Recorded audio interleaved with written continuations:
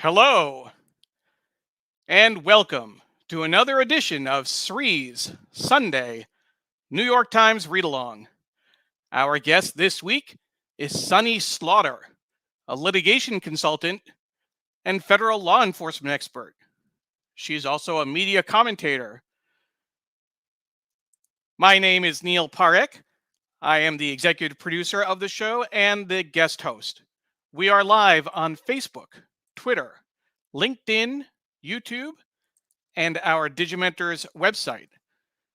Please like, please comment, please share. Let us know where you're watching from in the comments. We are looking forward to a great show with Sunny. I am thrilled to have her on, and we missed her last week. I had to cancel last week because I wasn't feeling well, so we held her back, but we're so glad that she was able to join us this week. We're also live on Sunny's Facebook, YouTube, and Twitter accounts. So welcome to all of Sunny's friends and fans who are watching. As I mentioned, please let us know where you're watching from, and we will be able to put your comment on the screen right after we show the promo video to give you a sense of what we'll cover in today's show.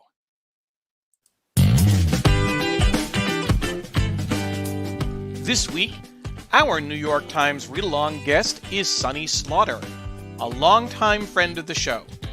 Sunny has 35 years of experience as a law enforcement instructor, litigation consultant, public health policy expert, DEI strategist, policy writer, and media commentator. Neil Parekh will be the guest host. Sunny has been providing media commentary for years. She'll talk to us about gun violence as a public health issue, policing, Tyree Nichols, the mass shootings last month in California, and more. Over the past month, she has offered commentary on the Law and Crime Network and Crime Door. Another topic important to Sunny: February is National Teen Dating Violence Awareness Month. We first met Sunny when she was a guest on a special edition of the show focusing on the 1619 Project in August of 2019. Last month, Nikole Hannah-Jones and the New York Times launched the 1619 Project as a 6-part docu-series on Hulu. We'll also review a special feature, the New York City Mixtape by David Gonzalez, with photographs and video by Todd Heisler. Sreenivasan is our host. I am the executive producer and occasional guest host, Neil Parekh. Soumya Grover will help produce the show, engaging with the audience on Facebook and LinkedIn. The show is produced by Digimentors. We produce high-quality virtual and hybrid events for organizations big and small around the world. We also do social and digital consulting, training, and workshops. Again, Sunny Slaughter is our guest. Live on Facebook, Twitter, LinkedIn, YouTube, and our Digimentors website. That's a bit of a preview of what's to come. Let's go ahead and welcome some of the folks that are watching on today's show. Soumya Grover is watching. She's going to be helping out on Facebook, on Sree's Facebook and LinkedIn. Thank you so much, Soumya. Jonathan is watching from the East Village. Jonathan, always great to have you join us. We have PYR Mom watching from Tallahassee. And we have Sree watching on YouTube. I'll tell you just a little bit of a funny. When we talked to Sunny about being on the show, we actually had a bit of a debate about who would get to host Sunny. Sree and I both love her dearly. He's had her on his show several times, on his COVID show that he ran. And of course, I first met Sunny when I hosted a special edition of the 1619 Project at her house several years ago, as I mentioned earlier. I won that little conversation with Sree. He was more than happy to let me host. He knows how close Sunny and I are. Dr. Sujana Chandrasekhar is joining, and she's saying, "Glad you're okay, Neil," and that Sunny is on. Sujana, thank you very much. As I mentioned, we had to cancel last week's show. I had a bit of an ear problem, and who better than to reach out to than our own Dr. Sujana Chandrasekhar? That's her specialty, and she was able to give me some great advice. So thank you, Sujana. I really appreciate your taking care of me. And I will say that if I do have a procedure, uh, Sujana said, don't let anybody else do a procedure on you. Come up to New York. I'll take care of you. If that's not family, I don't know what is. Thank you so much. Doug Levy is joining us from Northern California and is saying, looking forward to hearing today's conversation and wisdom from Sunny Slaughter. Absolutely. We will always get wisdom from Sunny. I'm so thrilled that she's able to join us. Uh, Naomi Service is here. Glad you're on the mend. Thank you, Naomi. Good morning from the Upper West Side. Looking forward to our stellar lineup. Absolutely. Ted Coltman is watching from DC and watching on YouTube. So thank you, Ted.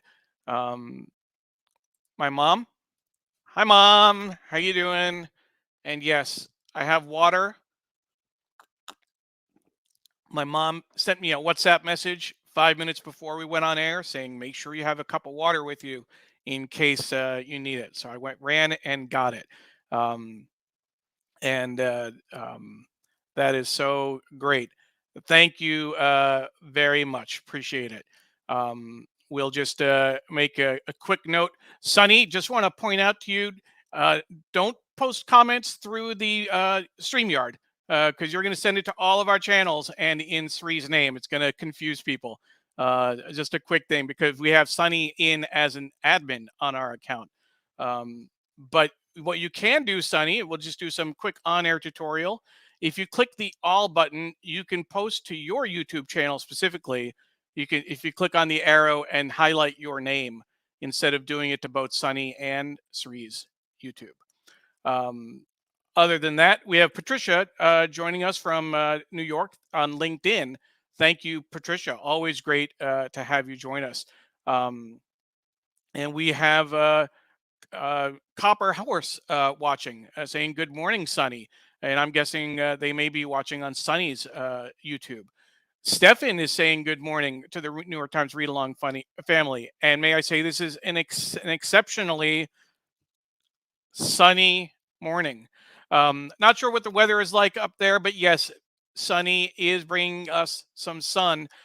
We need it here in the DMV. Sunny's not far from where I am in Springfield, Virginia, but it is not. It is gray. It is very gray outside the window, but sunny in here.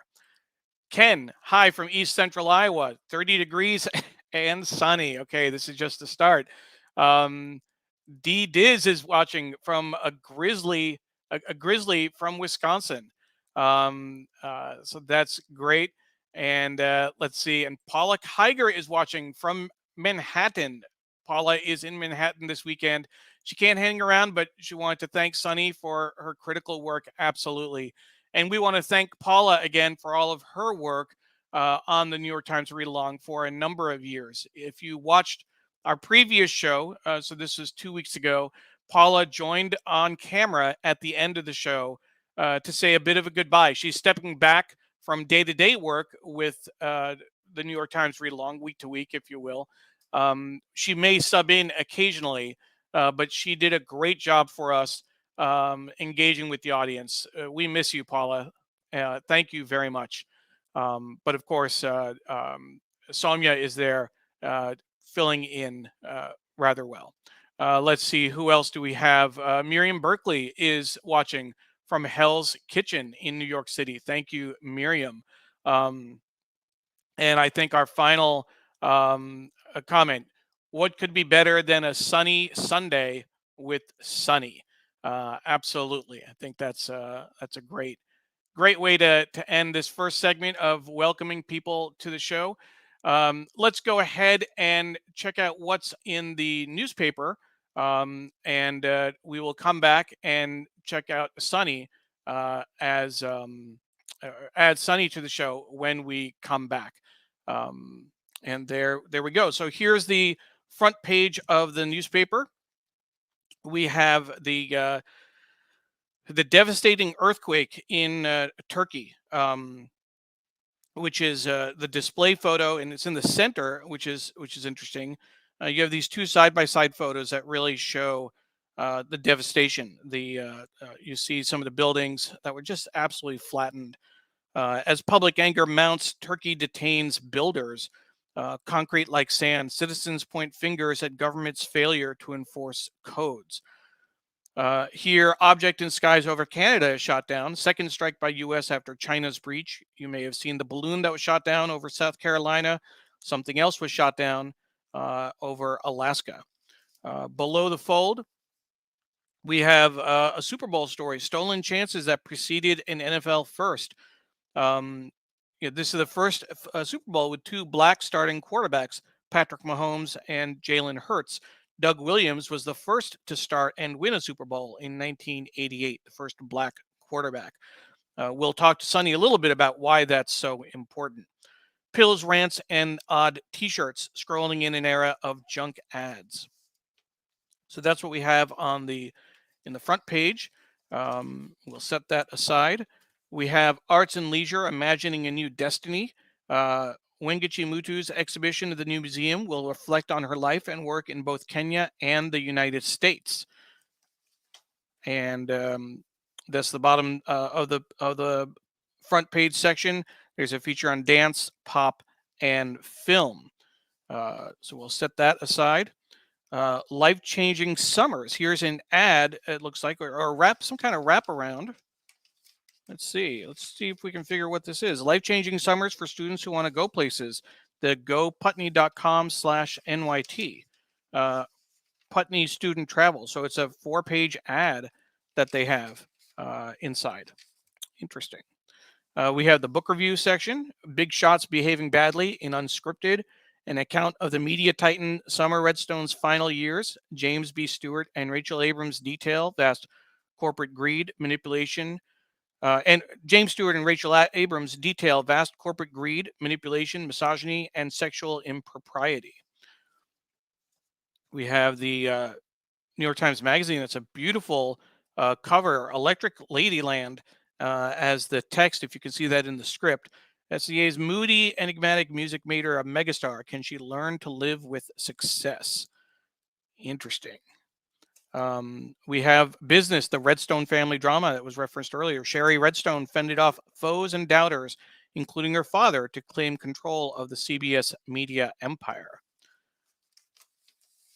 And that was actually in the book. That was the book review as well. So that's interesting. When it's easy to be a landlord, no one wants to sell. We have the Sunday Opinion, and at the top, in Turkey, the feeling of abandonment is nearly as harrowing as the earthquake itself. The full image on the bottom: I loved him unconditionally. That wasn't enough to help as depression pulled him under. Losing My Friend Pete by David Brooks. That is certainly important. I know we're going to be talking about mental health with Sonny. So this is something worth taking a closer look at when we can. The New York Times, this is the, this looks like it's a special anniversary gift advertising supplement, Oceana Cruises. I don't remember seeing this in a while, this kind of a full color magazine type 35-page insert. That's really, really interesting. Sunday Styles, Linguistics of Love in time for Valentine's Day on Tuesday. When words get in the way, it's still possible to make the message clear. That's interesting. And then Harry Styles 8 here, fans flock. A cafe in Los Angeles that the pop star name-checked in a lyric finds a celebrity crush. That's Sunday Styles. And then this is the continuation of the front page. What happens is that in New York, the printing press at College Point can print all 35 pages, but the printing presses elsewhere, the Washington Post, Seattle Times, two places I lived, can't handle more than the 22 pages. So this gets slid in as a second section. So we will certainly come back to that and come back to the paper. But we will now turn our attention to Sunny Slaughter. Again, Sunny Slaughter is our guest. She is a litigation consultant and federal law enforcement expert. She's also a media commentator. Her accolades are long. Her description, what she has done over her career, is incredible. And what I'm hoping to do is to reintroduce you. Many of you know Sunny, friends of the read along have gotten to know her, but I'm hoping to reintroduce you to a good friend. Here is Sunny Slaughter. Sunny. Good morning, everyone. Okay, so you know I was just in here talking in the whole chat thing, not knowing that it was Sree. Hi, everybody! I'm so glad to be on Read Along with my family. It's so good to see all of you. Good to see all of the new folks, and oh, look, I just love y'all so much. Neil, I'm going to try not to get emotional this morning. You know, I started out kind of emotional. Hey, Doc, I saw you. Good morning, Amy. You know, Amy's my baby sister. Amy's my sister. No, watching Amy from... is my baby sister. I'm older than both of you. So. Okay, fine. We'll fight over my sister. Yeah. She's watching from Bellevue. Patricia went with a sensational day with Sunny. Patricia, hi. And I saw my Grizzlies are here. Let's see if we can find Dr. Grayson. Oh, Dr. Grayson is here. Yes, close friend of ours. What an honor to have you on. Doug is on. I just saw it. Former guest. Saw everybody. Yep. We'll find. We'll put the comments on, and then you can let us know if you know them, etc. So let's see who else. Walter gave you a woohoo as well. No, hey. That's pretty impressive. Yes. Sojana says, "Hey, Sunny." Hey, Doc. How are you, my love? Amy said, "Good morning." Deborah Bernick is watching from Hey, Sunny, 100% rainy DC. Deborah, I saw that, right? What is going on with that? And yes, Amy has now officially adopted you as her big sis. Yes, we were talking, Neil, behind your back, so I already knew that. And my good friend Doug, oh my gosh, you always get up early. And always, Doug and I have talked. Yeah, we talked a few weeks ago. We've got stuff. You're going to see us doing some stuff in 2023 together. Yeah. And then my mom is saying hi as well. So hi, Mama. How are you? It's a family thing. So, Sunny, what I wanted to do, as I mentioned earlier, right? We've known each other for several years now. You've been one of our most consistent viewers after being a guest, and you've gotten to know everyone, all of our regulars. You've gotten to be a part of the Read Along family. But I want folks to better understand what you do on a day-to-day basis, what your background is, your expertise, etc. You are a federal law enforcement expert. You are called in as an expert witness on cases. You're from Alabama, right? Well, from Jersey originally, but spent time in Alabama. Yes, one of the places. Yes, and you've consulted on policy. You've helped written some of the laws. In a thumbnail, give our audience a sense of who you actually are professionally. So I think you kind of wrapped it up really well. My professional background has to do with I am a federal law enforcement instructor, training consultant, and expert specializing in crimes against persons. I was formerly with the U.S. Department of Homeland Security Federal Law Enforcement Training Center. So I've trained law enforcement across the country, across a broad swath of issues. I've been internationally known as a human trafficking and expert. That is one of my specialties, but I've also done so much more than that. And while I spent a lot of time in community, what I have done over the last several years, and particularly since COVID, is gone from community into more of my consulting as a litigation expert. So I have been writing expert witness reports on a lot of different crimes, not all crimes against persons. I've done from politics, things that you have seen in the news that people don't know that I have worked on about misinformation and disinformation campaigns. And so it has been a progression of policy work, um, writing laws, writing national policy that impact people's lives in ways. So I have had my feet in various places, but now I'm kind of doing it differently. And I've been doing the news in some form or fashion over all of these years. And I've done a lot in Alabama where I was. I've spent 30 years off and on in Alabama, but I've lived in Virginia and California. I'm in the DC area now, and I'm from New Jersey. But the news has taken a turn for me with what I do now and how I do it, because I would do news segments where a news station, I've done CNN, HLN, all of the regular, ABC, CBS in various states and other national mediums. But now I have become a regular commentator, which is different, on the Law and Crime Network, Crime Door TV, and even though most didn't know, I've been having lots of conversations behind the scenes with, over the years, with movie producers about different topics, and now even more so. So, unfortunately, nothing I do, Neil, is cute. You've always known that. Mm-hmm. It is the grimy stuff that people don't want to talk about, but I think it's important. Hi, Diane. I saw Diane Stefani. I had to say hey to my girlfriend. There's Diane saying hi. Diane is a special. Sunny is a special human being who we all should be grateful to know. And our friend Stefan Kaplan, thank the heavens for experts like Sunny, who does such vital work in our society. Uh, And the Amy is calling you a powerhouse. Um, you and one, Neil, the yep.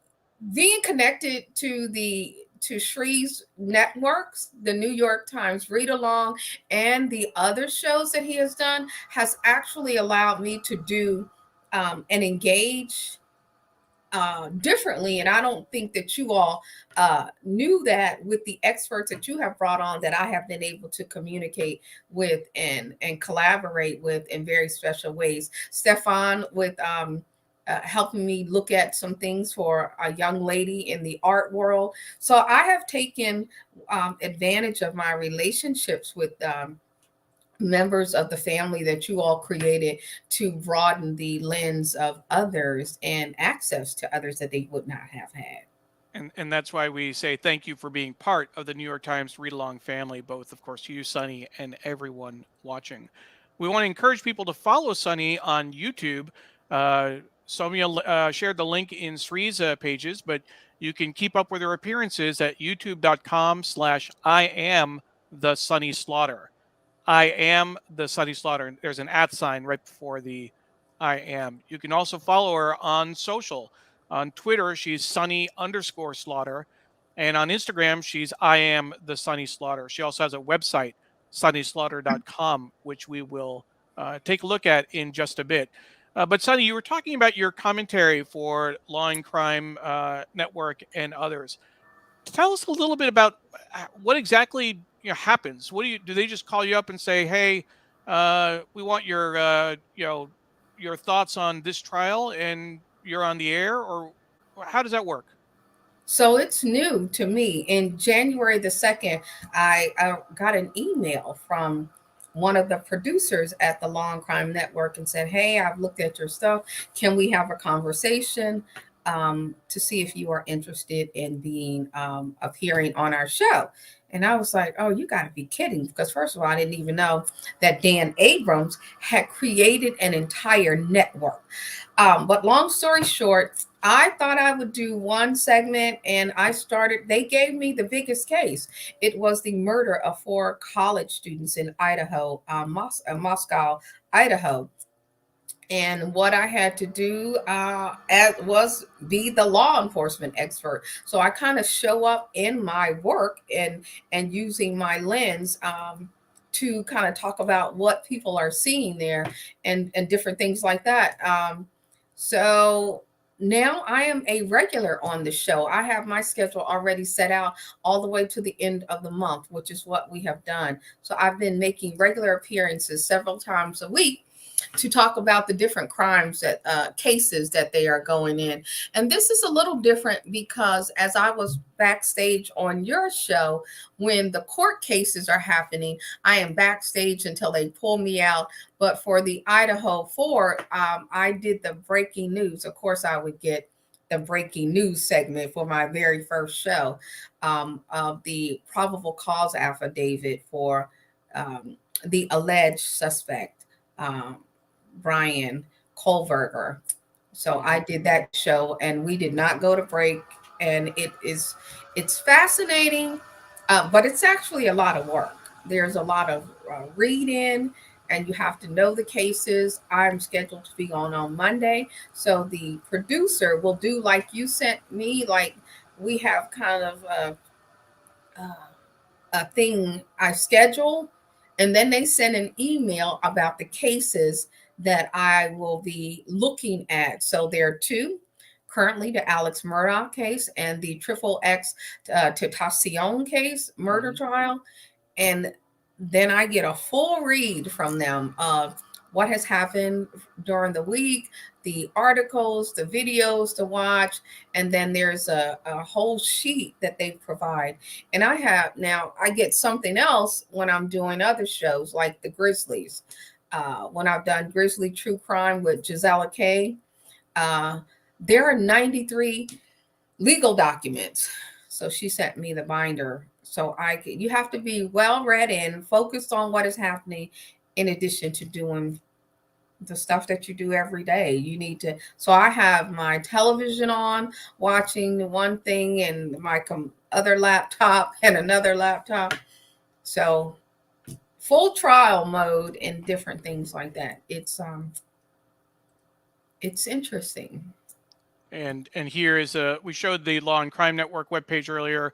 This is the Grizzly True Crime page that Sunny has been a commentator on.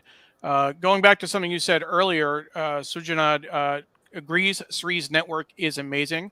Yes. Absolutely. And Manuel Yanaris, watching on Facebook, throws in as well. Yes.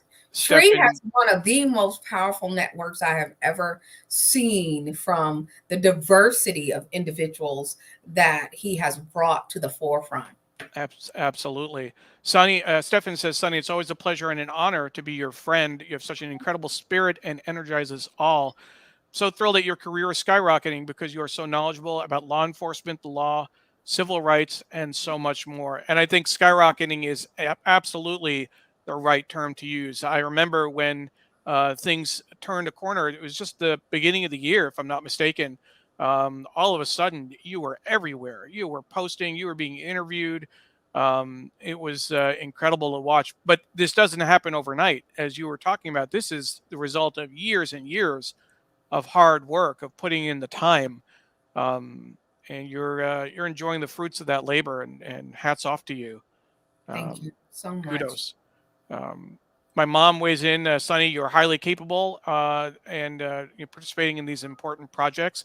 Thank, And thank Patricia you. has a good question. Who would you say is your most memorable mentor for the work that you're doing? Not so much reporting, but your work in general.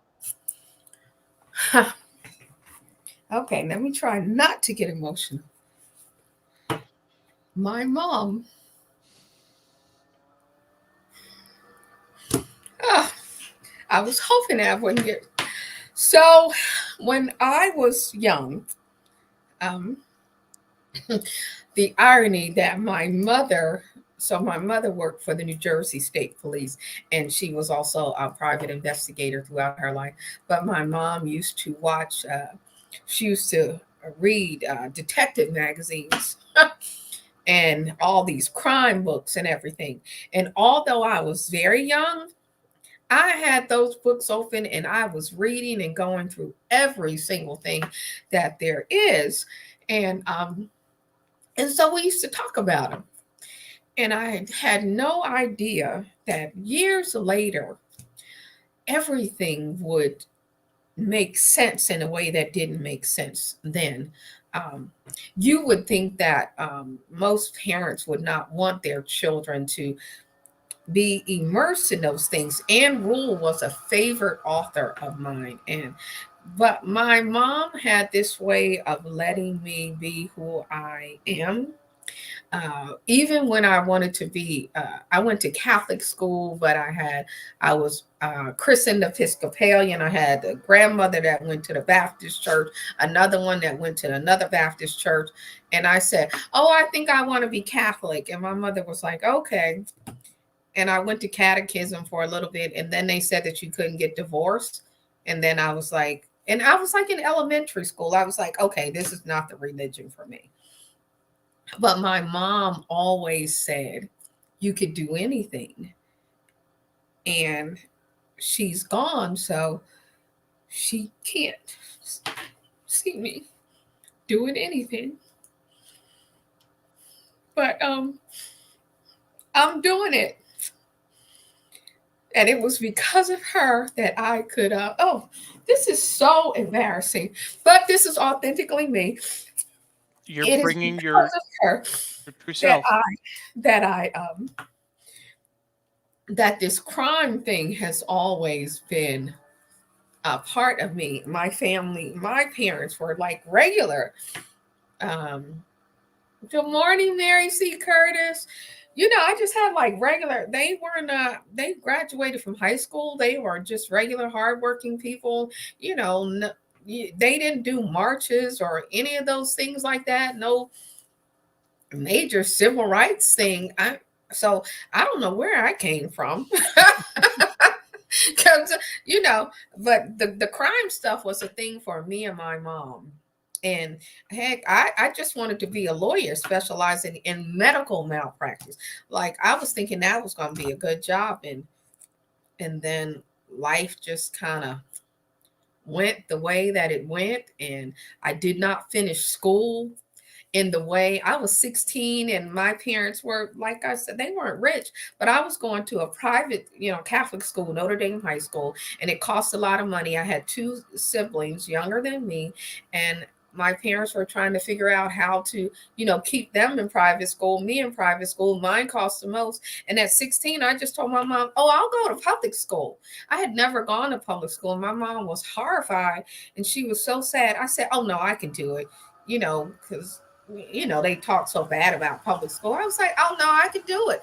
And when she went to register me, they said, "Oh, the school was kind of crowded, and and I had enough credits to graduate, so I needed to do state time." So at 16, I went to night school to finish up my high school, which was unusual, and that's how. And so I got a job during the daytime. And I became the first and youngest African American to work for the New Jersey Attorney General's office.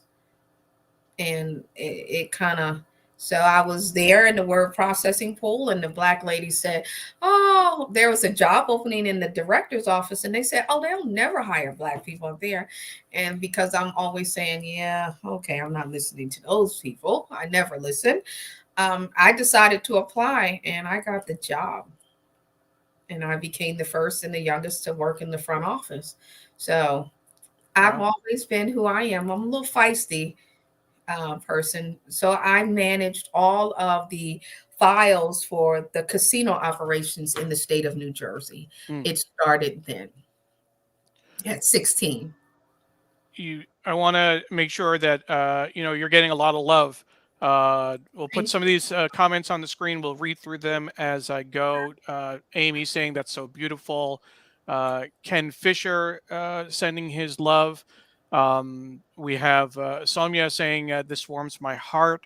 Um, my sister saying that's so inspiring.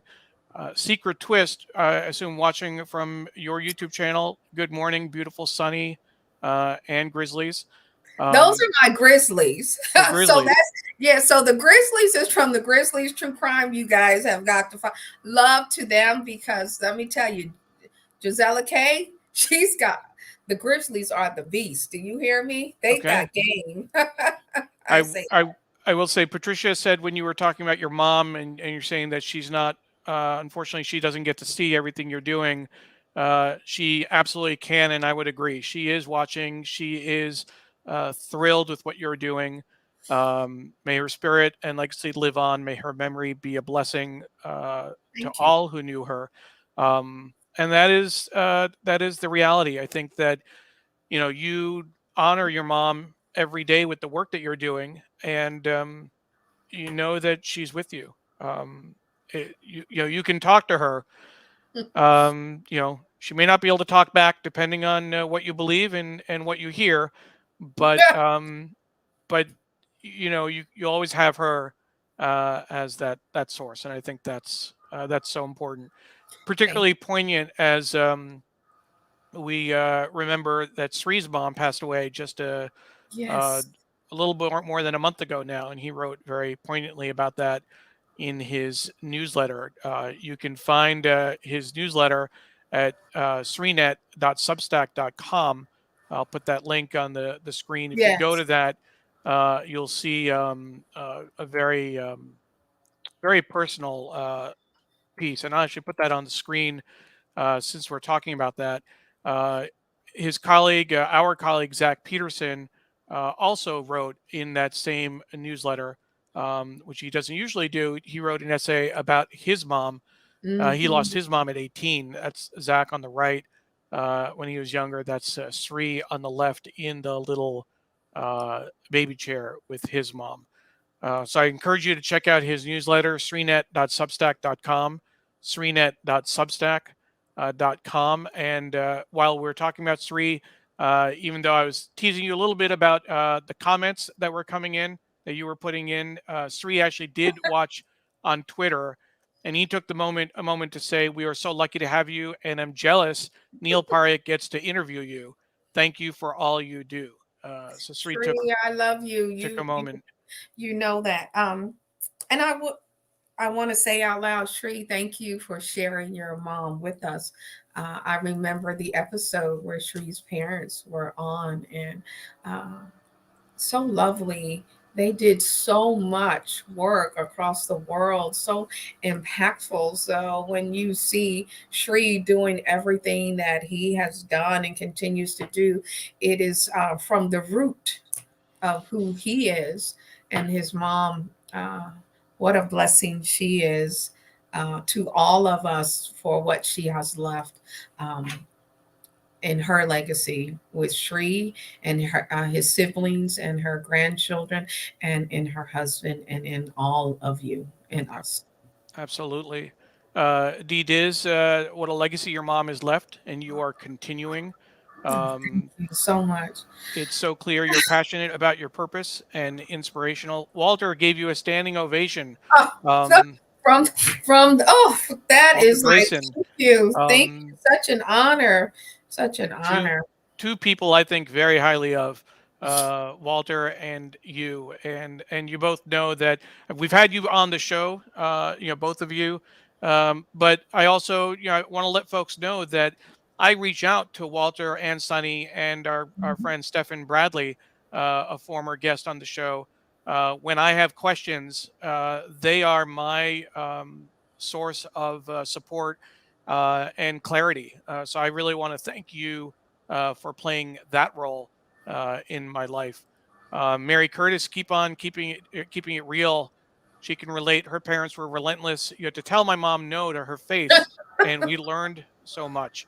You- Um, Mary C. Curtis is such a she has become a mentor, a friend, a leading voice, someone that I follow, that I not even just personally, but professionally. She has placed me with the Off Dead Project, and now yes, I'm an alum of the Off Dead Project, and just kind of show up in that space under her mentorship as she encourages so many women and others to write the stories that need to be written and told from a very unique lens. Thank you so much, Mary C. Curtis, for everything you have done. absolutely. Sujana says, I've always felt that when people say no, it just means find another way.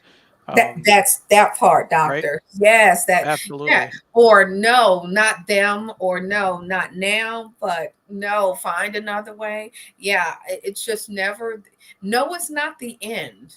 It is usually not the end that we often think of it. For me, I'm that way. I think of it as you just might not be the right person. And you started something earlier. You've got Mary Curtis crying. Mary Curtis is another one that another former guest and has been a great supporter of everything that we do. Thank you, Mary. And it was great. Even it was even a year and a half ago now. I think it was.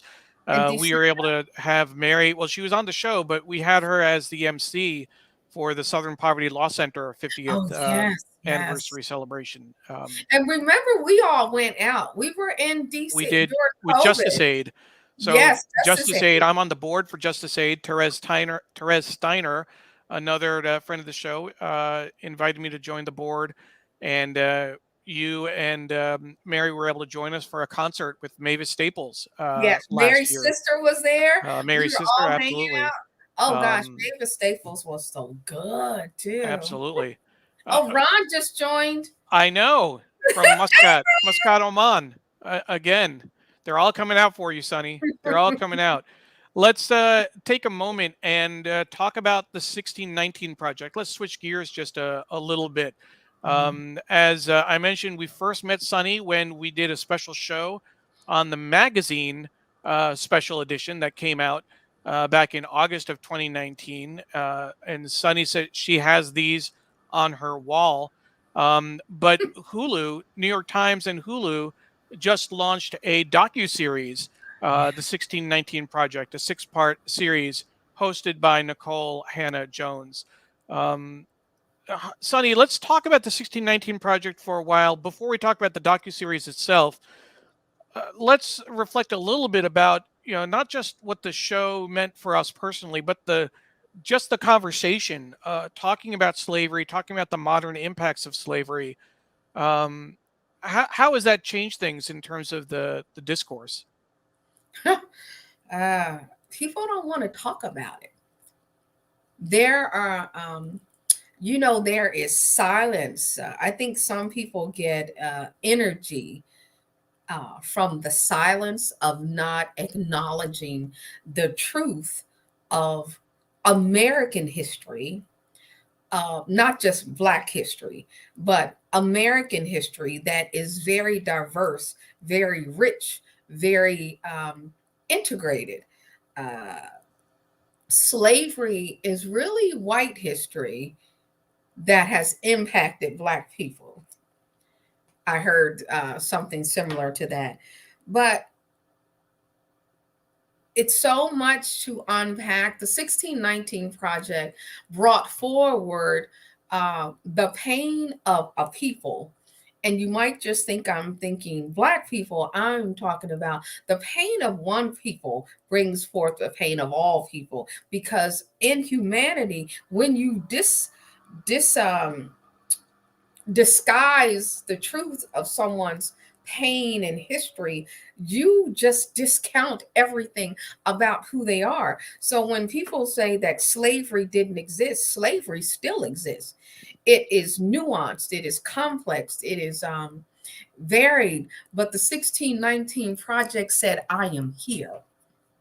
Acknowledge this in ways that others had not in the 21st century. We have marches, we have protests, we have laws, we have conversations, but the 1619 Project was so impactful and is so impactful. And you know it is impactful because people don't want us to talk about it. They don't want Hannah Nikole to exist. They don't want the work to exist. They don't want the conversations to be had. That's how you know. It's not that nothing else has happened, but when it becomes so big that people believe in suppression, then that's how you know. I think that It's was all. powerful, Sonny. Particularly to make the point that it's having an impact when people don't want us to talk about it, and they deny it and they belittle it.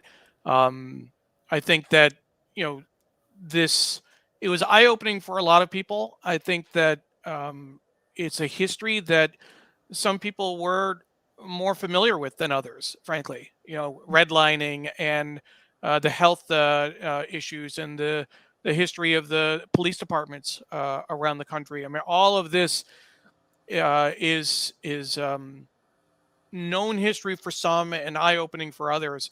But in that same vein, I would say, you know, what stood out for me, just thinking about all of this content and all of the discourse out there. Um, Last week or earlier this week, President Biden gave the State of the Union, Mm-hmm. and it was the first time that a president spoke about the conversation that Black families have with their kids when they leave the house, when they are in the car. Um, and he spoke about it with some detail and with real empathy. You know, most families don't have to tell their kids that if you get pulled over, if the cops turn their lights on, pull over, put your hands on the wheel, you know, obey every instruction. Do not give them any reason to do anything. And, you know, this is something I know that when I worked at United Way, and we had you on the show to talk about George Floyd and Ahmaud Arbery and Breonna, you know, people who were killed in various instances. When we were at United Way, I remember having this conversation and how that was eye opening for people. That frankly, and I'll put it this way: white families, but also, you know, my family, you know, Indian family, I didn't have to grow up with that conversation. I didn't grow up worried about the cops. And I know that it's different in different communities in Mm-hmm. terms of how their relationships are, but It's called the talk. the talk, not the The talk conversation, the talk. is All right. very part of um, it is woven into the thread of Black families and Black mothers. And the talk is, while we connected uh, to law enforcement, the talk is about your entire life. As a Black mother who has had Black children, Mm-hmm. and uh, in the same breath and push that I welcomed them into the world, I also cried, not for the pain that I felt giving birth, but for the pain that I knew that someday they would ultimately experience. It is in the same breath and vein that I look at them, and you and I, Neil, had a very poignant talk last night about my own son. I am the mother of 4 biological children, and one of my children, my youngest son, is in trouble. I can't help him through. I have done everything, but when we talk as Black parents to our children, it is, do not do this, do not do that. It's not like don't touch the stove. Mm-hmm. It is, when you are out in public, don't run around, don't act up, don't do this, don't act this way, don't put your hand 10 and 2. And I didn't watch President Biden, but the fact that he did mention the talk, He did. as a law enforcement instructor, one of the things that I have been doing, started last year, was I created something called CRI, Culture, Relations, Inclusion, Equity, and Diversity. And it is a conversation that I have specifically with law enforcement leaders. And now it has trickled down into the leadership. It is behind the badge and behind the walls. And some people might say, well, what is that? Because everyone in the law enforcement community does not wear a badge, but they are very much a part of the law enforcement profession. Mm-hmm. And it is important to have these kind of conversations. I do them behind closed doors. I won't ever say who has had them and who has not, but they're very open, they're very hard, they're very frank. And when I show a version of the talk. The room is still, it's quiet. It is and not just for some people. And while we think history and the talk it is very much a part of history, but do not think that everything that all Black people know everything about history in a way like Dr. Gleason and Mary C. Curtis and even you. We are all learning different things about the history, but the talk is something that is as ingrained in our life as people, Black people, specifically because of the fear of policing. The culture of policing and the reason why police exist has nothing to do with other cultures and other races. It was designed to be very specific for Black people. That type of control was measured. And when I teach that to law enforcement professionals, they don't know. People are in the profession, but don't know the real history of how it came about. After slavery to catch runaway slaves. And that is such a nuanced conversation to catch runaway slaves, because how they were caught and what happened to them. And I know we'll talk about it later, but when the Tyree Nichols, the conversation that someone had, well, see, Black police officers are doing it too. That is not a new conversation. I want people to understand, and I teach this. 30 seconds. Coming back on the plane and set the end of last year with one of the bass players for Patti LaBelle. I was sitting in first class. Can y'all imagine? I'm actually sitting in first class now. But anyway, so he and I were sitting together. He had been performing in Birmingham, Alabama, and we're on the plane. And the other lady that was sitting next to me on the other side, white woman, she actually managed at one time all of the travel arrangements for all of these Black performers, right? And so the Black man sitting next to me, the rest of the section was white. And he says, I'm so glad that I'm sitting next to you because I want to talk to them. I talked to him from Birmingham to DC. And when we got finished, one of the things that he learned was policing is a very visual thing, because he was saying about his interaction with law enforcement. And I said, so is it the white police officer that makes you fear, or is it the Black police officer that makes you fear, or is it the uniform?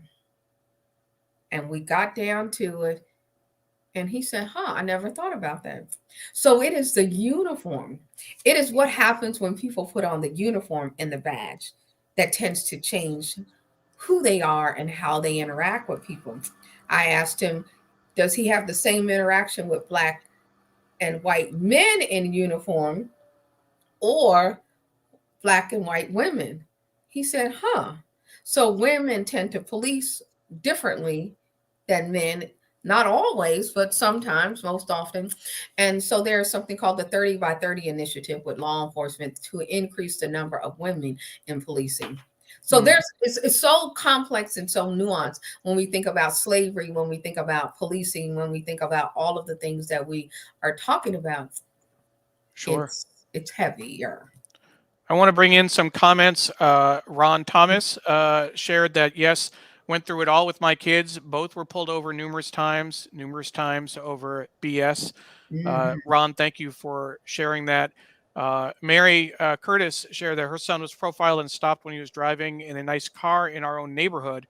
He took it to court and won, but I shudder to think what could have happened if he had argued it at the time. She lives in a house in Charlotte, North Carolina that had restrictive covenant in the deed. Restrictive covenants are another issue as well. Our friend Therese says, "Thank you for sharing this. Thank you for sharing, Mary. You raised a brave son." And earlier, Therese said, "Bonjour. Wonderful to see you again, Sonny, and hear your perspective on civil and human rights in this country." Walter says, "It's so important to discuss criminal justice and the resurgent effort to protect everyone's civil rights." Walter That is part. also sharing some links. Be sure to visit the Legacy Museum this year. Um, so that's important.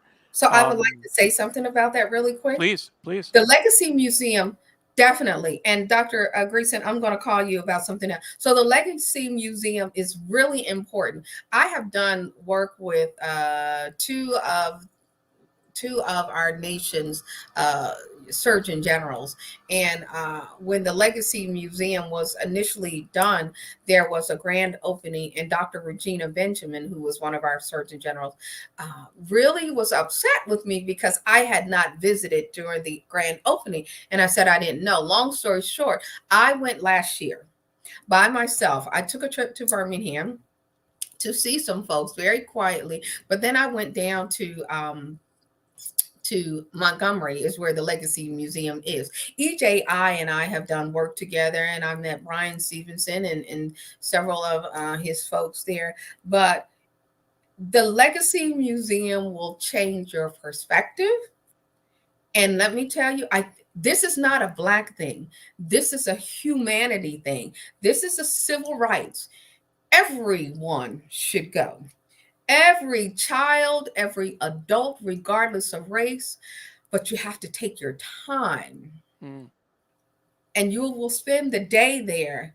If you have trouble walking or standing, take a little fold up chair, because what you will see, I do this work. I've done this work. I have done work with the folks that have put together the museum. When I left, it was the flood of emotions and everything. Go to the museum. It's two parts. Go to Montgomery and visit. Everyone should know, because we all don't know. I want to share a few more comments, and then we still want to talk about Teen Dating Violence Awareness Month, which I know is an important topic for you. Lita Live is watching, I assume, on your YouTube channel. "I am South African, was born in Rhodesia. We farmers were slaughtered there, and we fled here in '81. Now we are being slaughtered in South Africa. Where do we go?" This is an issue around the world. Sonia says, "I can't even begin to imagine how tough it must have been for you to experience this with all of your kids. It's really frustrating to see this happening. We all want our kids to feel safe and protected, and it's heartbreaking to see that it's not always the case. We need to work toward building a system that treats everyone fairly and with dignity. Thank you for sharing." Yeah.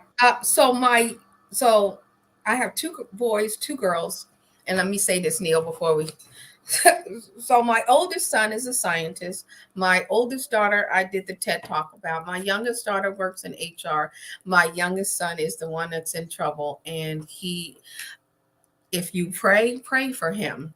I did not say he was not guilty. He is lost. He needs to find his way. Sometimes those that do the work, and I'm going to be very transparent, sometimes those of us that do the work cannot save our own. He is in trouble. He is currently incarcerated. Uh, I don't know what his fate is going to be. I have to pray hard as his mom to that he will find his way out of the trouble that he has gotten himself in. I have done everything that I possibly can, but I am very much a realist, not just in my personal life, but in my professional life. And although he is my son, there are consequences to all of our actions. And this is hard for me as a mom, but there's a reality that you cannot do things that you should not do. And as his things unfold, I am going to be just as open and honest about that as I am about everything else in my life, because I don't want anybody to think like you do everything that you can for your children. You do the best that you can. You pray that they follow good instructions. Sometimes they go away. He's still going to be my son. I'm still going to love him. We're still going to do what we can for him. But when it's time to pay the piper, as they say, oh, we all got to pay. Thank you for sharing that, Sonny. I know that this is very hard for you and what you're going through. Um, Walter says he's praying for you, uh, Thank you and all. uh, Lita says we're praying for you and your son. Um, Patricia, he'll find his way. Amen. Patricia. Yeah. Prayers. My mom says it takes a lot of you to talk openly about your son, and we support your courage. And we talked about this, Sonny. My sister weighs in as well, that she's also praying for you. Um, this is hard when this is what you do, Yeah. and you know your family is not immune to it, and you've had your own challenges over the years, your own story, your own journey. Um, I have to. I'll share if it's okay with you. You Yeah. mentioned to me on the phone, and you said, I'm going to have to talk about this at some point. I'm going to have to share this. I didn't think it would be less than 12 hours later this morning.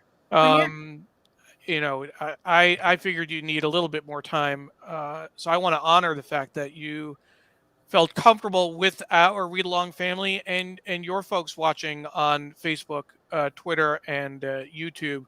I feel very strongly about this family and about this group that we've built up, and I've shared some very um, uh, personal and sensitive Mhm. topics here. So thank you for honoring us with opening up and bringing us into this story, into this journey. It's not lost on me how important that is. Neil, when you and I were talking, I was actually having a full come apart with Neil yesterday, because he was like, "Wait a minute, I was just asking for one thing," and um, but this is in real life. In real life, I am not a pretentious person. I am not going to say, "Oh yeah, everything is so great, everything is so grand." No, um, I want people to know who I really am. Like, this stuff is hard. Yeah. I don't take this for granted. I believe that I was purposed to do everything that I am here to do. I'm not better than anyone. I'm just a regular person. I'm a mom. I work hard, but I have shared openly my struggles out loud, like not just the good stuff, because when you only share the good stuff, people think that you're immune. And no, I'm not immune from the bad stuff. I'm not immune from the pain. This is I think this pain helps me do the work better, because I can have real conversations with. I'm like, yeah, same mom, same family, but every one of us. Now, everyone should not tell their story out loud. That is not what I recommend, because I love you all. I appreciate all the prayer, but people can be really harsh with judgment and stuff. But that thing that we talked about earlier, where my mom said I could do anything, I Mhm. just like ignore a lot of people when they try to put cast judgment. Oh, well, you must have done this. I said, well, then you could always do it better.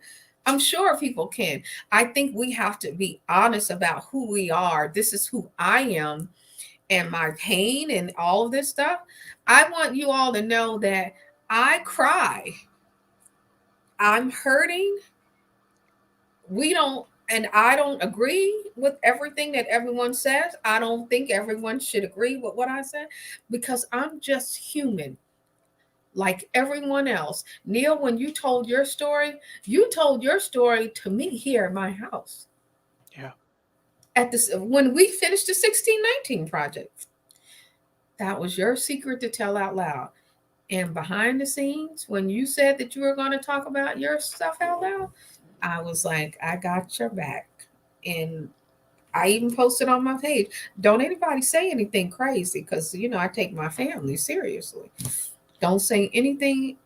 We all just have to do our part, I think. When we do our part and we um, authentically, when I leave here, the only thing people are gonna say is, "Well, I liked her for this, I didn't like her for that, but she kept it real about it all." Now, some Uh, people might say some other things that won't be so nice, but it just is what it is. It's real life. I appreciate you sharing that, Sunny, and just for folks who are watching, just so they have the context. Uh, this is what Sunny is talking about. I shared on a blog post recently, and we won't go into too much detail. I'll maybe spend a little bit of time if we have time next week. But I wrote a blog post about my experience being sexually abused by a neighbor when I was 7 years old. It's also there's a Facebook post that Soumya will share with folks. Um, but this was part of a podcast that I did where we're sharing the whole season this year. I'm working with this woman Candace Sanchez, and every month we're interviewing a different male survivor of sexual abuse to share their story. And so this is the story that I shared with Sunny the first day I met her, which tells you something. Um, and it was a while before I'd shared it with the New York Times Read Along family. In fact, um, felt comfortable sharing it with them, with you all. But this podcast was a whole different thing. This blog post and on social media, and I will say that the response I've gotten has been incredible in terms of the support and the comments. And so I really want to thank everyone for that.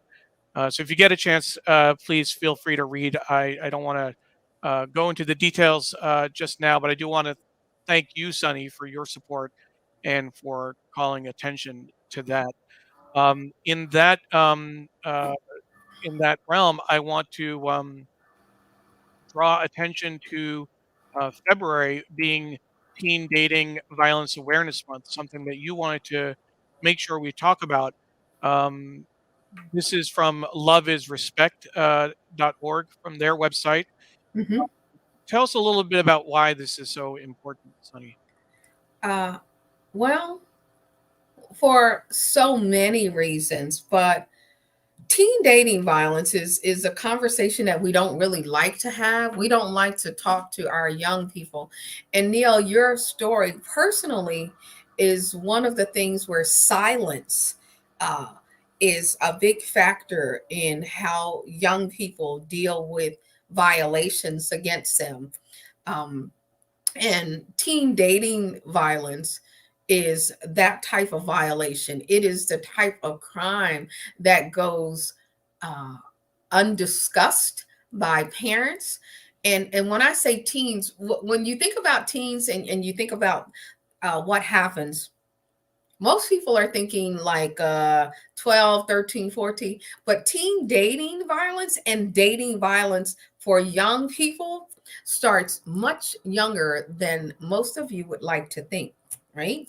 So if your child or a child that you know is old enough to attend school, listen to what I just said. If they are old enough to attend school, they are old enough to learn about things that you think they shouldn't, like violence.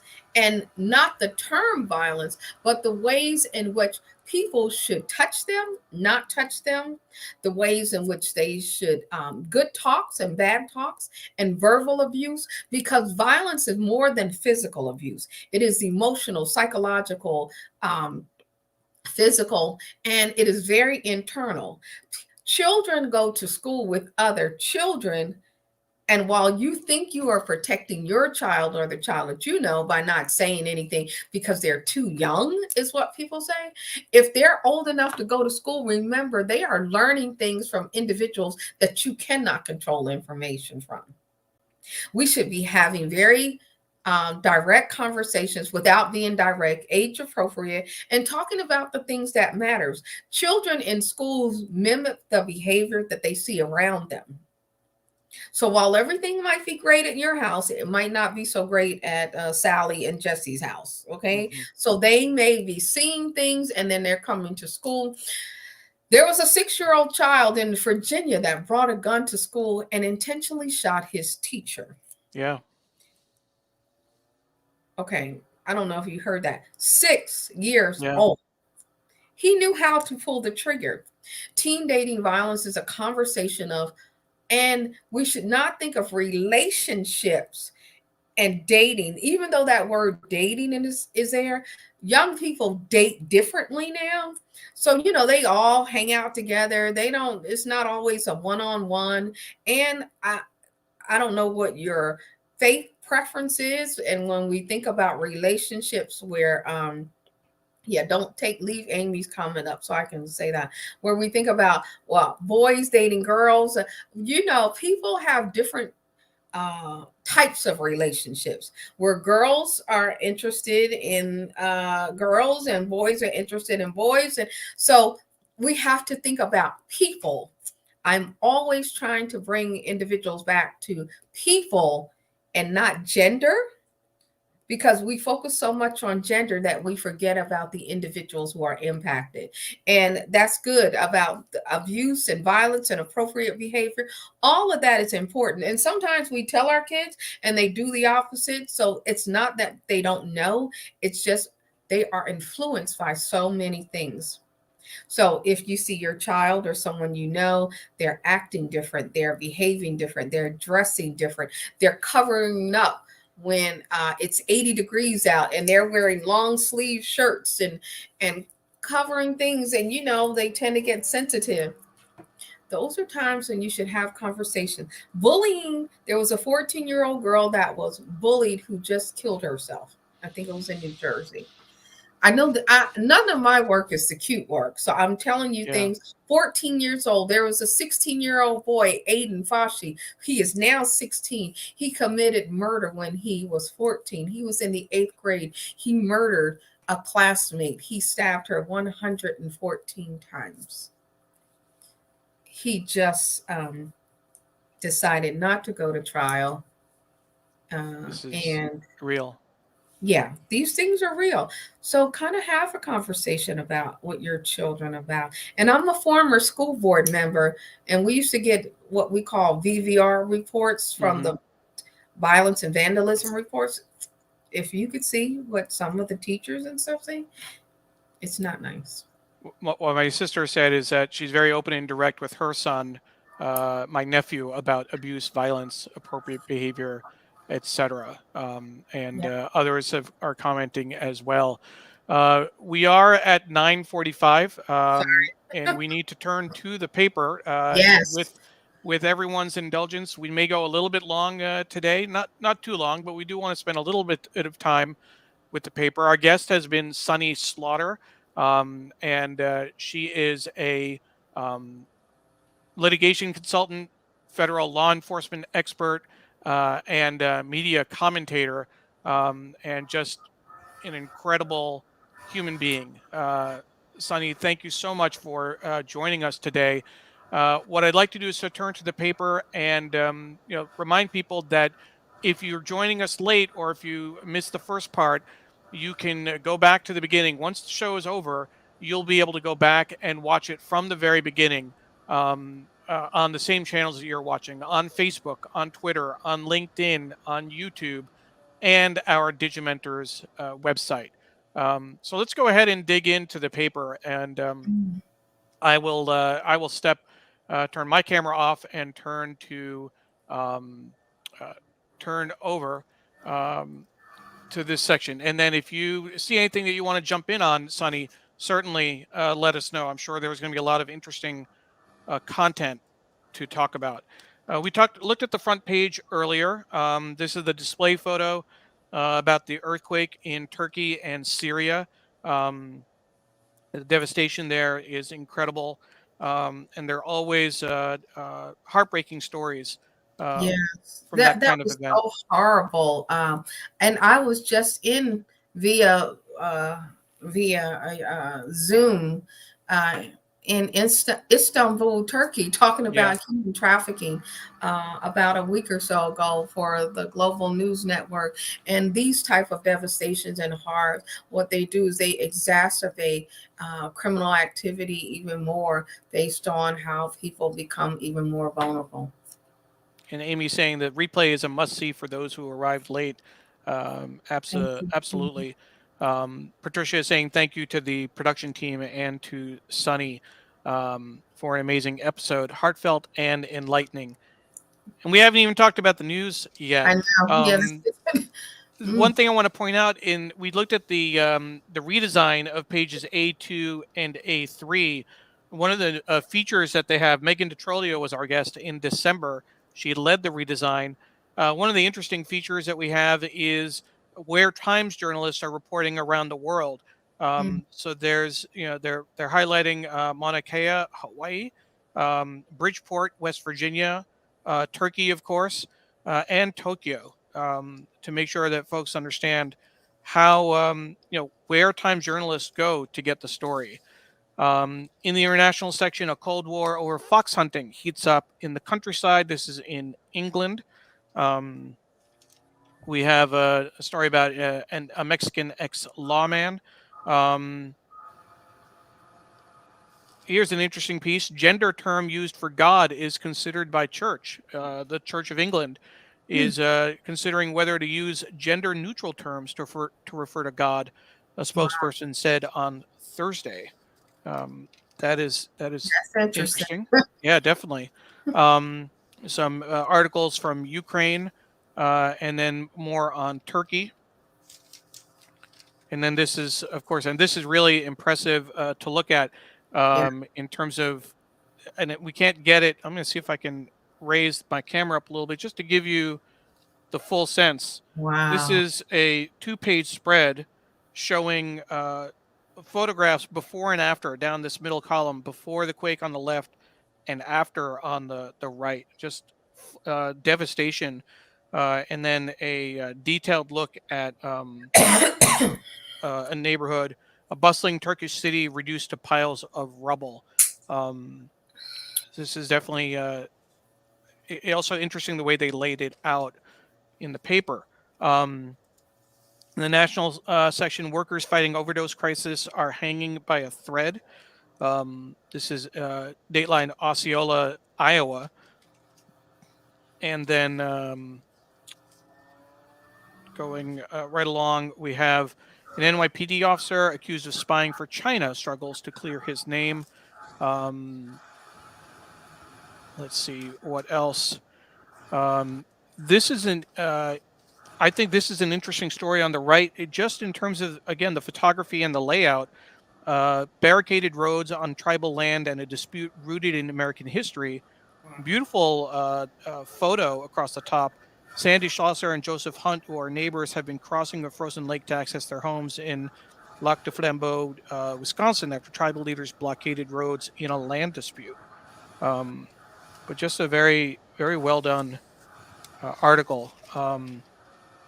And then here's an article about the Super Bowl. Phoenix sees Super Bowl as a chance to show off its new look. And then this is the end of the front section, based on what the printing press here in the Washington Post could handle. I want to see if the Metro section is in the next part of the paper. So let's see if we can find Metro in here. Yep, here it is. So I want to take a moment to look at this piece. This is a New York City mixtape, and this is where it starts. So again, we're going to lift the camera up, and now I'm going to remind folks that a gift link and the PDF of this section is available on our website. So if you go to our website, you can find that. Let's see here, right? The gift link and the PDF for the New York City mixtape right there. If you go to digimentors.group/New York Times NYT Read Along, you'll find this show with Sunny Slaughter. But what's interesting, it's written by David Gonzalez with photographs and video by Todd Heisler. Online, you have video and you can hear the music from these different areas. Mm. And it's in terms of the layout. Again, I'll lift this up just a little bit to see the full layout. You can see the great photography. They highlight It Feels Like Home up here. Rachel Herbert dancing at a rumba gathering outside Bronx Commons.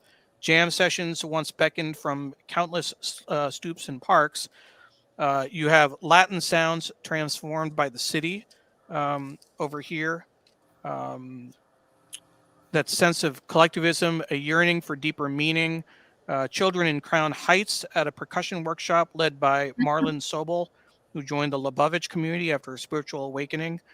And down here at the bottom, and I'll make sure you can see over here, this is above and below performers with the Bangladesh Academy of Fine Arts in the Bronx at a Wow. Bangladeshi theater festival at Levittown Hall on Long Island last fall. Mother's Courage and a Punk Rock Gift. The final community that embraced us were the punks, said Penelope Williams left, whose son Mateo, 28, died in 2021. And then down here at the bottom is singing with a Chinese repertoire with musicians in Columbus Park in Manhattan. This is what they were able to do in terms of the 2 pages are black and white in the national edition. In New York, you have 4 pages of color, Mm. which is really incredible. I'm going to take a moment here and bring up the website. So let's see if we can do that real quick. So you can get a full look at what the New York Times is bringing you today. So let's bring that on. And there we go. I'll take the camera off. Get ready for some sound because this is gorgeous. I'm going to unmute this.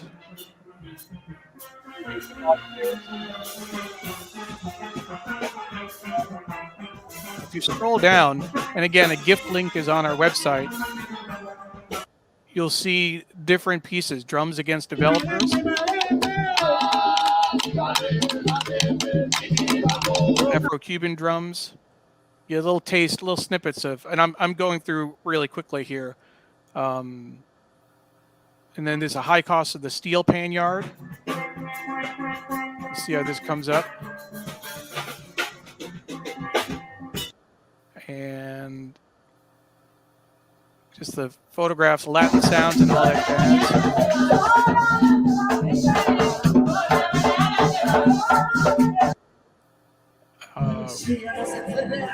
A little bit more. From Soweto to Hasidic Brooklyn. They're so cute, Aren't they?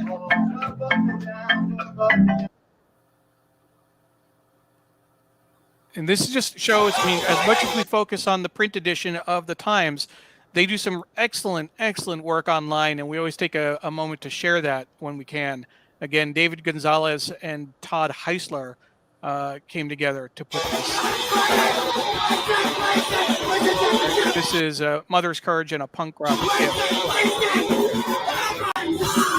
These are the sounds of the city. This is the New York City mixtape. wow.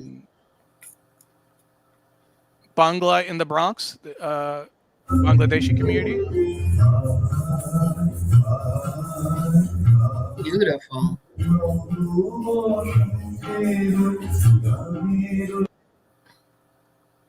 Great photograph too, just seeing them over the top of the hedges.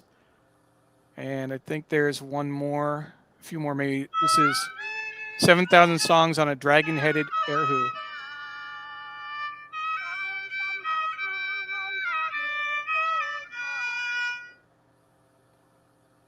Again, this is just a quick snippet. A gift link is on our website, the full PDF as well, so you can see all the color.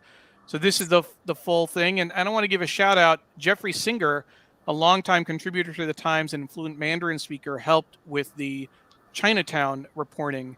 And this was produced by Jeffrey Ferticella and the design by Sarah Al-Mukhtar and Gabriel Ginardoli. Our friend Wayne Camadoy did the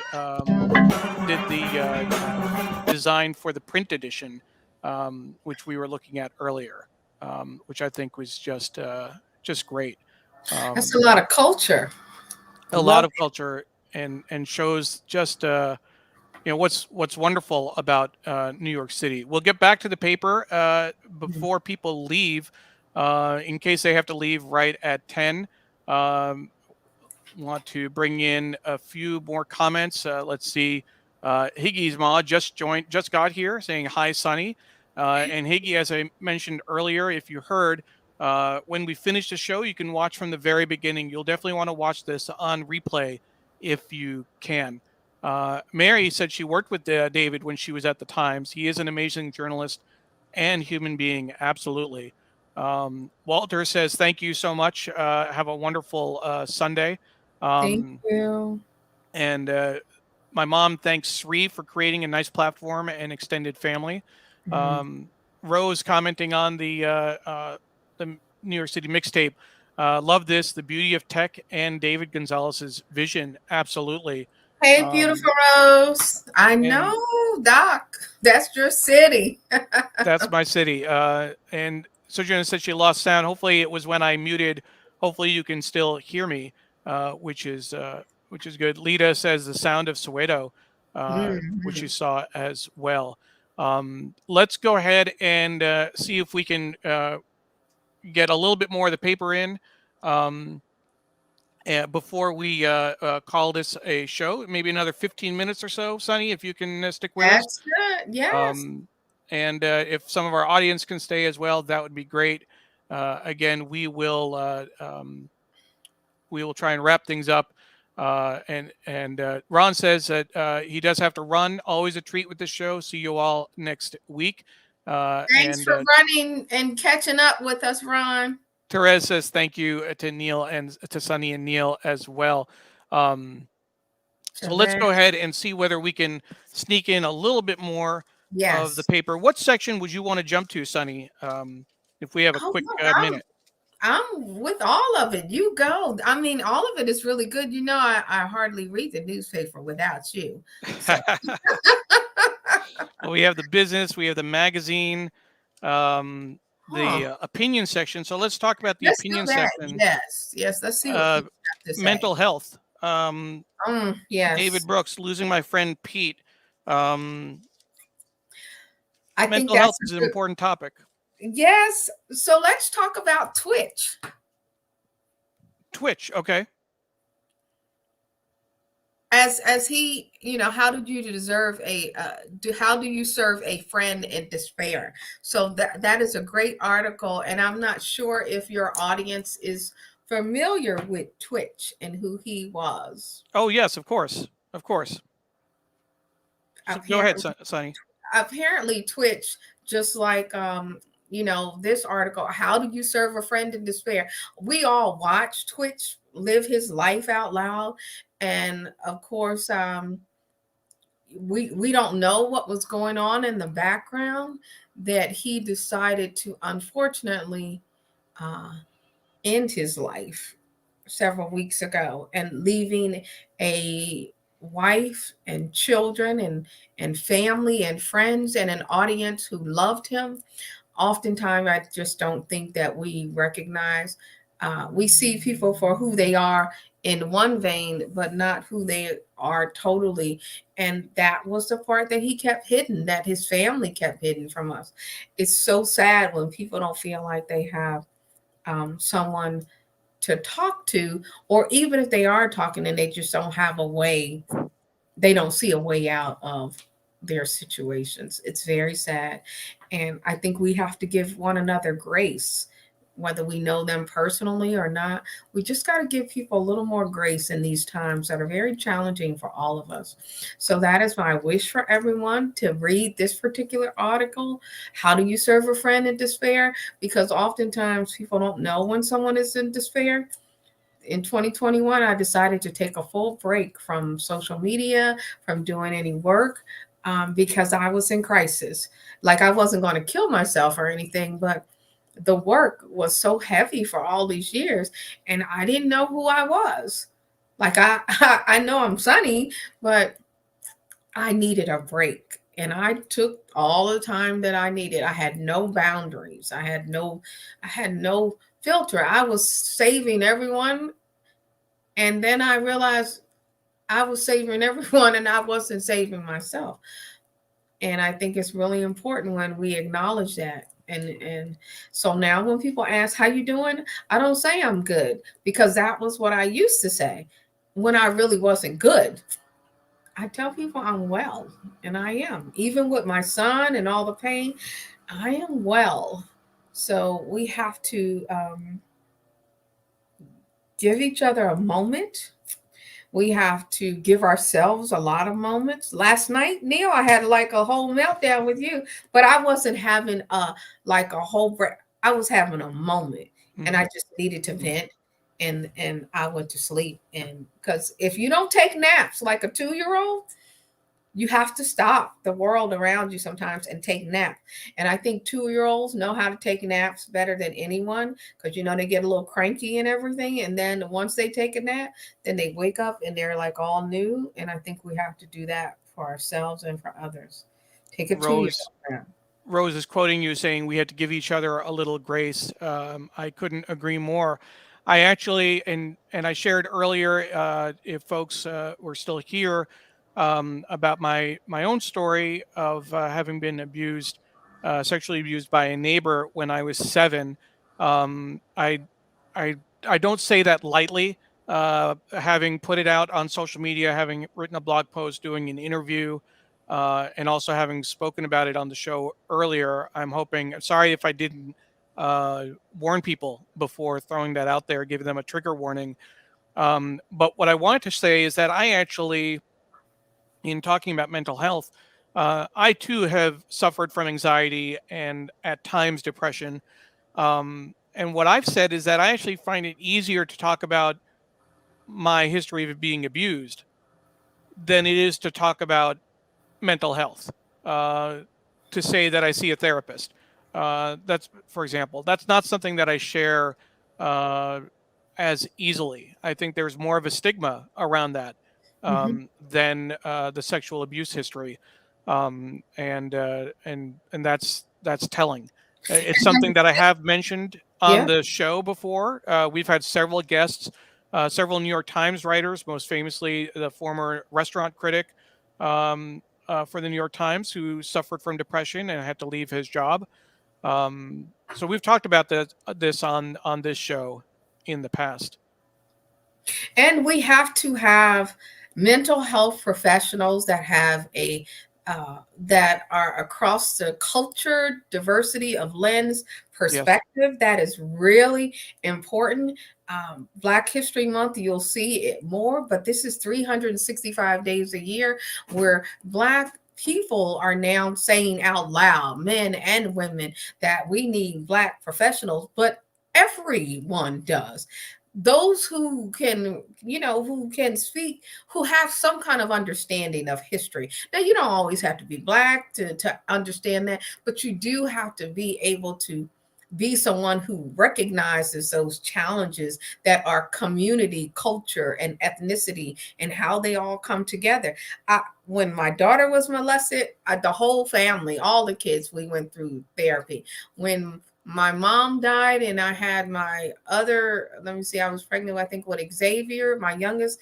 I did therapy. I'm gonna go where I need to go, and but everyone can't, and we shouldn't think that it's always easy. It costs money. sometimes access is not the same thing as access. So people, there are professionals, but people don't always have access in the way that we think they do. They don't have transportation, they don't have cell phones that they can use, and they don't have the space where they can do it from home and they can talk about it out loud.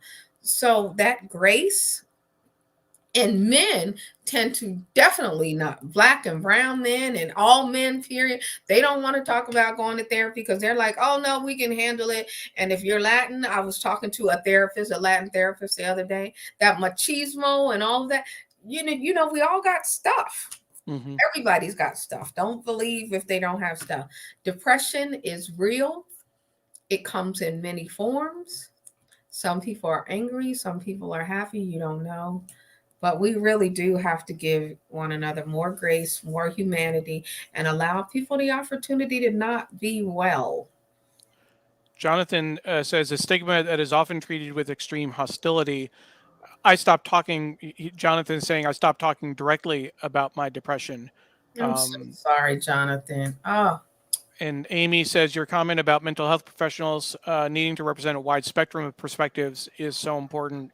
Absolutely. Absolutely agree with that. And Neil, thank you for sharing your story and talking about, that's painful to, I know it's painful for people to hear because some people don't want to recognize it. But your bravery and coming forward, you have helped. What did I tell you? You have helped more people than you know.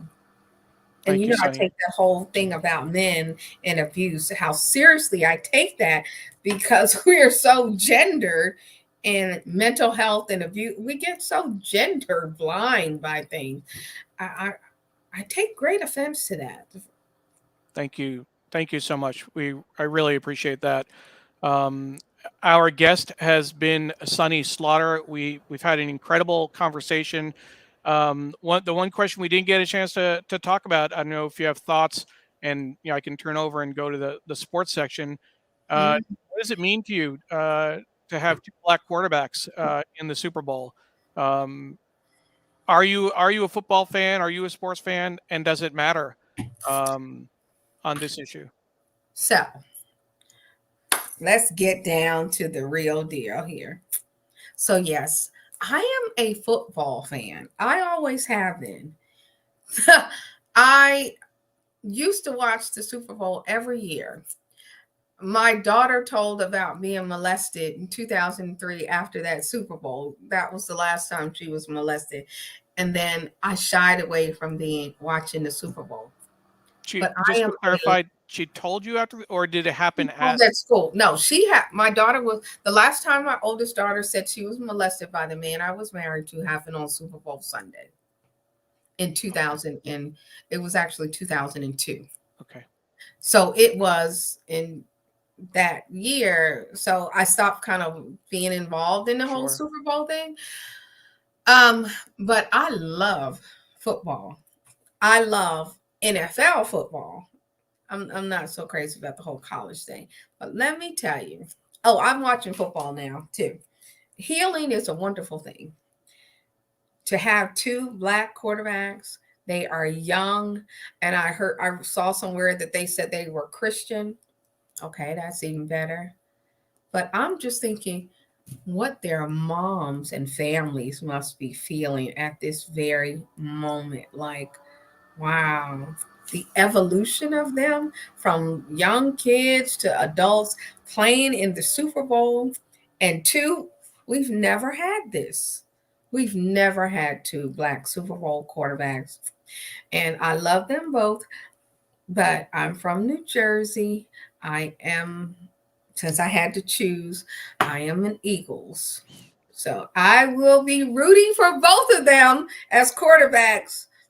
But, I'm going to put that E on and just like, hey, go. But I think it's wonderful that athletes and these young men get to play out their dreams. And this is the ancestors, as we say, the ancestors' wildest dreams, to have them going up against one another in ways. There's always going to be a winner and there's going to be a loser, but both of them are winning because they are doing what they love to do. And Sure. I think that is how they win.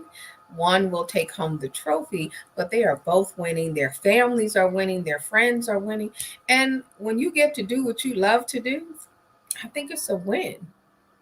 Sure. But I am still going to be voting for the Eagles. I already got my wings too, because I called my son, and he's going to be doing his thing with his friends, and I'm going to be right here. I actually like being right here, and I'll be like, yeah, okay. So I can be loud, and I have big screen television. So yeah, I'm going to blast it and just put my feet up. Fly, Eagles, fly, right? Yeah, and Um, I've always been a coach from the sidelines. sure. But now Mary C. Curtis did Yep. have. Yeah, I Okay, was so gonna first. I was gonna put up Sonia's shared a link to the article, at least on the Shree's Facebook page. There's an article in the Times about both quarterbacks, but yes, Mary's comment. She has mixed feelings on football, the NFL treatment of yes, injuries and concussions, racial injustice. Absolutely, but they yeah. do need to do better. Mary C. Curtis is absolutely right. And years ago, so I have done actually some work with the NFL Retired Players Association. And I actually know a lot of retired NFL players across and many in Alabama. So I helped them create the Retired NFL Players Association in Alabama. So Mm, I have spent a lot of time with players and the injuries and concussions when it comes to young people. That is something that I did with Sherry Jackson is one of the leading news anchors, and we did a whole story around injuries and concussions, and that is true. And that there are racial injustice issues that are tied to this because most often Black players play, they don't often play and get the same amount of money unless they are. And there are so many players and how they um, get selected. It is a gift to be able to play at the highest level. mm-hmm. There are lots of players who don't get the same portrait, and there are no NFL owners that look like us solely. There's one that kind of looks like me, the Yes, the yes, owner of the Jaguars, uh, yes, yes, Mr. and Khan, but and not enough. but not enough. Not, I mean, and the fact that we could talk about the one and it's 2023, Exactly.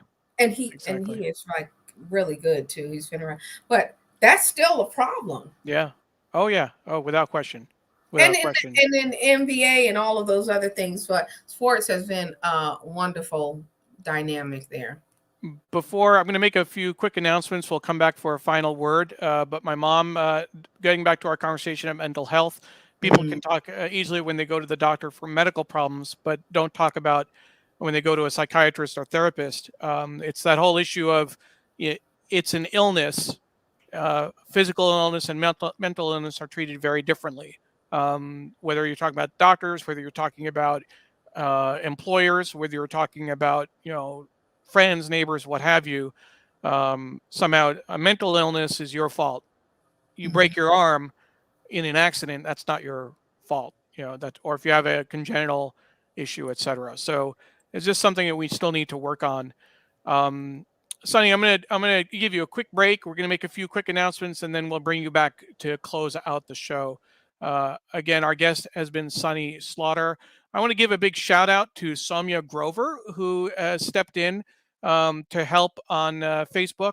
Um, to share comments and engage with the audience. You see Sree and myself on screen doing the interviews, but it's always the behind the scenes that is so important. So, Soumya, thank you for stepping in. We also want to thank our longtime sponsor, Muckrack. They have been a longtime sponsor of the Read Along and have supported Sree in a lot of his projects. And we thank you for your support. We also want to thank the Local Connection newsletter. The Center for Cooperative Media at Montclair State University brings you the Local Connection newsletter each week. It offers story ideas and pro tips for journalists. Best of all, it's free. You can subscribe at bit.ly/local news tips, bit.ly/local news tips. So with that, we'll bring Sunny back on. And Sunny, thank you so much for joining us. And let's see, we really want to uh, highlight everything you talked about. I mean, the topics we covered, from mental health to gun violence, the police, talking about Tyree Nichols, talking about the 1619 Project. But more than anything else, um, talking about your mom, I think really touched a nerve, and really, and talking about your son, again, the family, and how personal we got. So I want to thank you. And Jonathan really sums it up well. An absolutely wonderful and important conversation. Sunny is magnificent. And Amy says she agrees 1,000%. Thanks. Sunny, thank you, thank you for years of being a source of support and just a rock. Uh, I love you, thank you. Neil. I love Love you you. too, Sunny. You are definitely my brother. And the New York Times Read Along is my family. Um, I thank my Grizzlies for coming. I love you guys. Yeah. I Several people were watching. See if I can find, I think there was a comment from, there's been so many. and so many. Just I'm going to find that. From everyone is just, coming here is always a blessing for me. Hey, Brooke Brooke. was watching, right? And let's see who Yeah. else. Kaylin was watching. She said, "Good Yes. morning, all Grizzlies." My Um, Grizzlies. and Copper House was Copper saying good Horse. morning Yeah, to yeah. Lita as well. Your folks showed up, Sonny. Your folks, and Copper says thank you for everything you do. Your friend in New Jersey. That's right. Um, Jersey rocks. You know everything from Jersey is just like how we. Absolutely. Salmia says, thank you for joining us. You're such an inspiration. Thank you. Sujana says, wonderful show. Have a great week.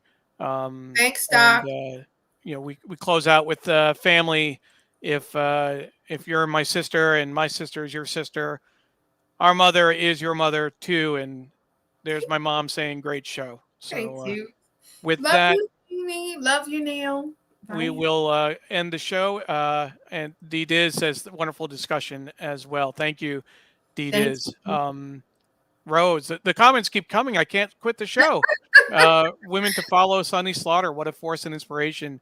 Thank you to Neil Parekh and Digimentors. Absolutely. And Yes. Rose, we look forward to hearing more about your summit that you're holding, your Women to Follow Summit, February 28th. Oh, yes, we'll, Rose. look I'm looking forward to forward hearing to more. sharing that and putting it out there. Thanks for everything you're doing on recognizing women to follow. Yeah, we'll look forward to hearing more about that in the coming weeks. We went a little bit long. Thank you for sticking with us. We will see you again next week. Take care. Bye-bye.